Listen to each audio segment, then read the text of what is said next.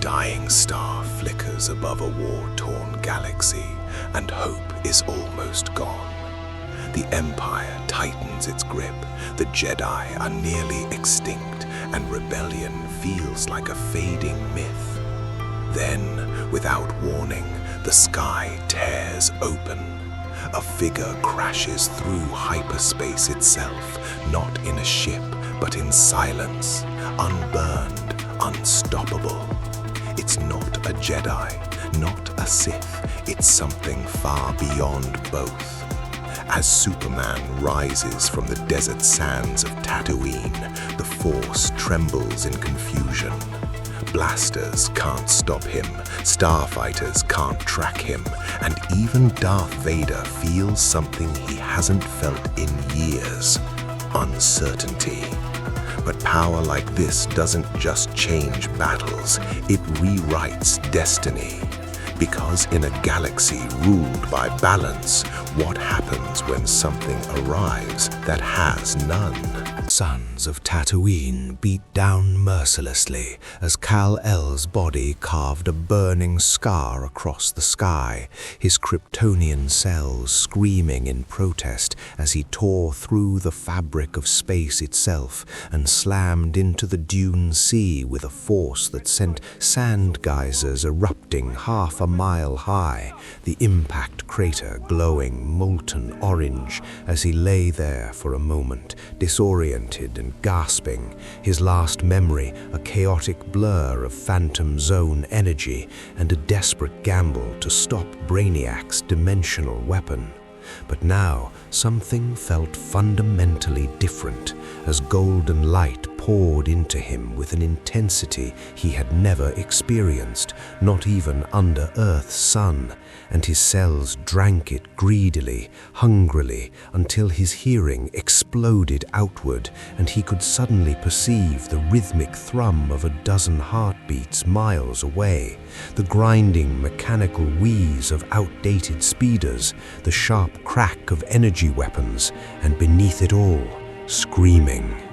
He rose from the crater, his suit torn and smoking, the iconic S-shield barely visible through the scorched fabric, and moved on pure instinct, his body blurring across the desert faster than thought as a ramshackle moisture farm came into view where Tusken raiders, though he did not yet know their name, were tearing through the settlement, their Gadafi sticks crackling with violent intent, while blaster bolts turned the air into a deadly light show, and without hesitation he stepped between a weapon and a child, feeling the bolt splash harmlessly against his chest, the look of pure terror on the raider's masked face almost comic as Superman moved through them like wind through grass, disarming without breaking bones, stopping without killing, his restraint absolute even as confusion hammered at his mind, because where was he? How did he get here? And why did the very air itself feel wrong, empty of something fundamental he could not name?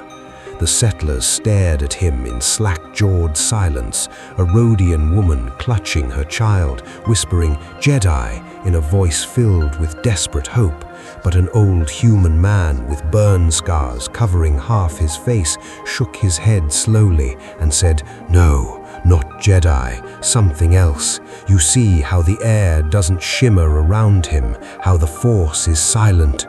And Superman did not understand their words, but he understood their fear, their exhaustion, the weight of oppression that hung on them like chains. So he simply nodded and spoke in a voice roughened by sand and impact. "You're safe now," before launching himself skyward, leaving them to whisper stories that would spread across the outer rim like wildfire, tales of a being who walked through weapons and fought without hatred. And within days, those whispers reached ears that had not known uncertainty in years. Darth Vader stood in his meditation chamber aboard the Executor, the life support systems hissing their rhythmic song as he reached out through the Force to understand the disturbance that had shaken him from his focus.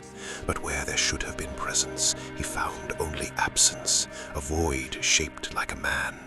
And the sensation was so alien, so fundamentally wrong, that for a moment he was not the Dark Lord of the Sith, but Anakin Skywalker again, remembering the first time he had encountered something the Force could not explain.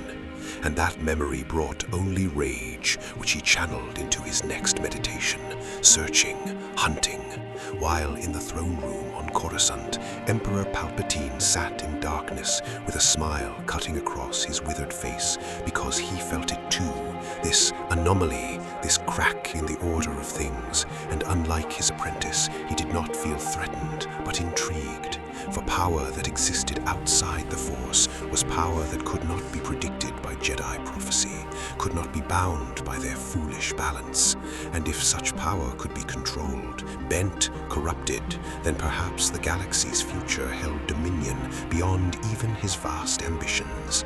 Meanwhile, Superman moved from world to world, learning through observation and intervention, stopping a slave convoy on Ryloth without understanding the political complexity of Hutt space, preventing an execution on Lothal without realizing he had just undermined an Imperial Moth's authority, saving a rebel cell on Dantooine without knowing what the rebellion even was. And each act of mercy, each moment of restraint carved his legend deeper into a galaxy that had forgotten what heroism looked like without agenda, without the corruption of power.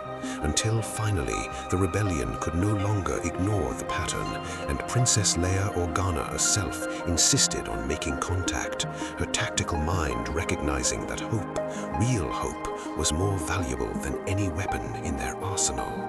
They met in the ruins of an abandoned temple on Yavin 4. The jungle humidity pressing down as Leia approached with Han Solo at her side, the smuggler's hand resting casually on his blaster while his eyes tracked every movement Superman made. And she noticed immediately that this stranger did not move like anyone she had ever encountered. No wasted motion, no tension in his shoulders despite being surrounded by rebel soldiers. And when he spoke, his voice carried an earnestness that seemed almost naive. "I don't know how I got here or how to get back, but while I'm here, I can't stand by while people suffer." And Leia, who had built her life on reading people, on navigating deception and political maneuvering, found herself believing him completely, which terrified her almost as much as it inspired her. She explained the Empire's brutality, the scope of their control, the millions suffering under Palpatine's rule, and watched his jaw tighten with each detail, his blue eyes hardening with resolve. And Han muttered, "Great, another idealist, just what we need." But even his cynicism could not hide the hope creeping into his voice when Superman said simply, "Tell me where you need me." And so began a partnership that would shift the balance of galactic power, though not in the ways any of them expected. The first coordinated operation was a prison break on Wubani, where Superman tore through the facility's defenses like they were paper, his speed rendering turbo lasers useless, his strength making blast doors irrelevant.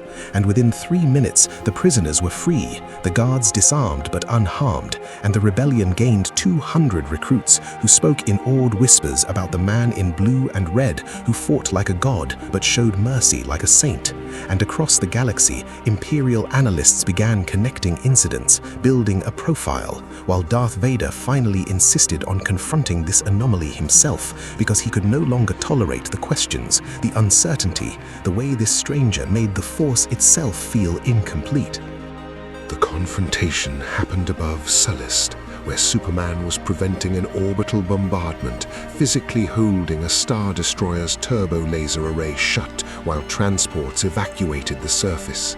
And he sensed Vader's approach before he saw him, felt the weight of his presence, even though the Force meant nothing to Kryptonian senses. It was something else, something dark and suffocating that made the air itself seem to curdle as the Dark Lord's shuttle landed on the Star Destroyer's hull and Vader emerged, his cape whipping in the void that should have killed any normal being, and they faced each other across the metal expanse, Superman's cape similarly defying physics, and Vader's mechanical voice cut through the vacuum, transmitted through Superman's comlink.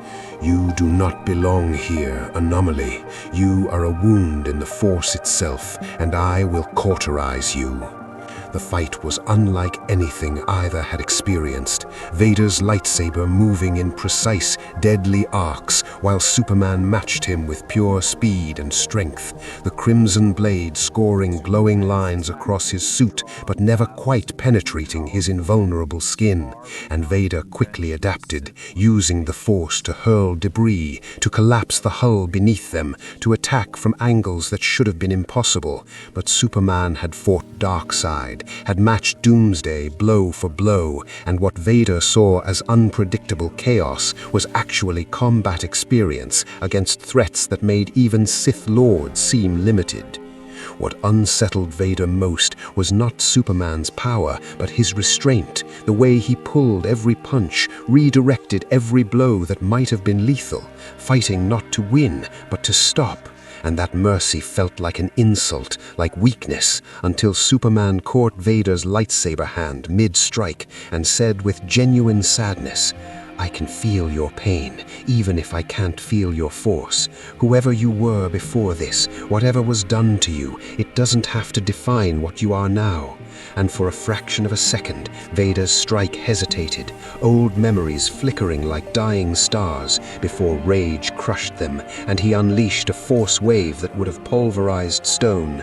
But Superman stood unmoved, an island against the Darkseid storm, and in that moment, Vader understood with terrible clarity that this being could not be defeated through power alone, and he withdrew not in retreat, but in recognition that a different strategy was required. Emperor Palpatine's strategy was elegant in its cruelty, orchestrating simultaneous crises across 40 systems, each targeting civilians, each demanding immediate response, stretching Superman across the galaxy until even his incredible speed was not enough, and he felt it acutely. The impossible mathematics of heroism, saving a city on Chandrila while a village burned on Endor, stopping a massacre on Corellia while knowing he was too late for Alderan's sister colony on Delia.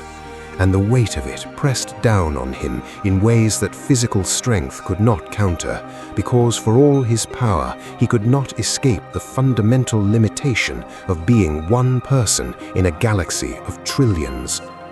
Luke Skywalker found him alone after one particularly devastating day, sitting on a cliff edge on Dantooine, watching the sunset with an expression of profound exhaustion, and the young Jedi sat beside him in silence for a long moment before saying, "Master Yoda taught me that the Force connects all living things, that we're part of something larger than ourselves, but you're not connected to it the same way, are you? You carry everything alone." And Superman's response was quiet, almost broken. "On my world, I could hear everyone who needed help, every cry, every disaster, and I learned to live with knowing I couldn't save them all, but I never stopped trying. And now I'm in a galaxy I don't understand, fighting a war that might not be mine to fight, and I don't know if I'm helping or just making things worse." Luke considered this, feeling through the Force not Superman's presence, but the impact of his presence, the way hope rippled outward from his actions, the way people began to believe that power did not have to equal oppression. And he realized something profound. You're not making it worse. You're showing us what we could be, not just victory, but the way we achieve it. The rebellion can't just replace one empire with another. We have to become something better, and you remind us what better looks like. And those words, spoken with simple conviction, gave Superman something he desperately needed: perspective that his struggle was not futile, but part of something larger. And he understood then that his role was not to win this war alone, but to inspire others to win it themselves. The final battle above Endor unfolded with desperate intensity, Rebel and Imperial fleets tearing into each other, while Superman moved through the chaos like a guardian angel, catching damaged fighters before they exploded, punching through Star Destroyer shields to disable weapons systems without destroying the ships, saving lives on both sides because he refused to see enemies, only people trapped in a system that demanded their destruction.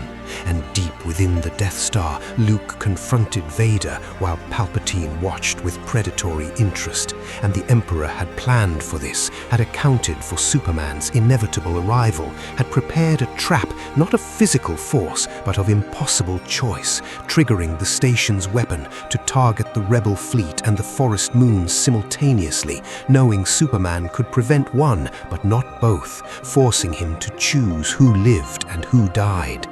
Superman felt the weapon charging, calculated the angles, the timing, and realized with horrible clarity that he was not fast enough, that even pushing his powers beyond their limits, he could not save everyone. And in that moment of crystallized despair, he did something he had never done before. He asked for help. His voice transmitted across every Rebel channel. "I can't do this alone. I need you, all of you. If we work together, we can stop this." And the response was immediate, Lando redirecting the fleet into a desperate assault on the Death Star's superstructure, while Wedge led a strike team into the reactor core, Han and Leia coordinating ground forces to sabotage the shield generator, dozens of individual choices adding up to collective action. And Superman smiled, even as he poured all his strength into disrupting the Death Star's firing sequence, his heat vision carving through critical systems, his body becoming a living short circuit.